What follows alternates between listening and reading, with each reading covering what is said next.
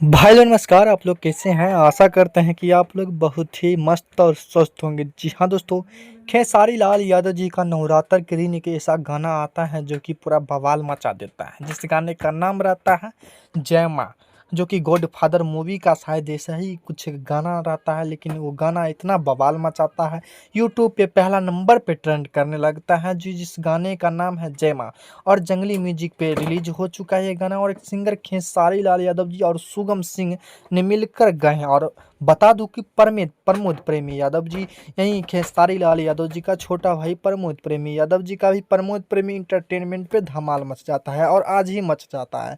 एक पोस्टर आता है जिस पोस्टर का नाम रहता है कुइया के पानी, और ये भी भक्ति गाना रहता है। नवरात्र के दिन ही ये भी गाना रिलीज होता है, लेकिन ये गाना कल रिलीज होने वाला है, क्योंकि प्रमोद प्रेमी इंटरटेनमेंट पर ये गाना कल रिलीज होने वाला है। आज इसका पोस्टर रिलीज हुआ है जिस गाने का नाम है कुइया के पानी। इस आप सभी को बता दूं कि इस सॉन्ग गाए हैं आपके चहेता सिंगर प्रमोद प्रेमी यादव जी। गीत लिखे हैं गोपी गुंजन और म्यूजिक सजाए गए हैं धीरज विकास, जो कि बहुत ही शानदार लेवल का गाना है, कल रिलीज होने वाला है।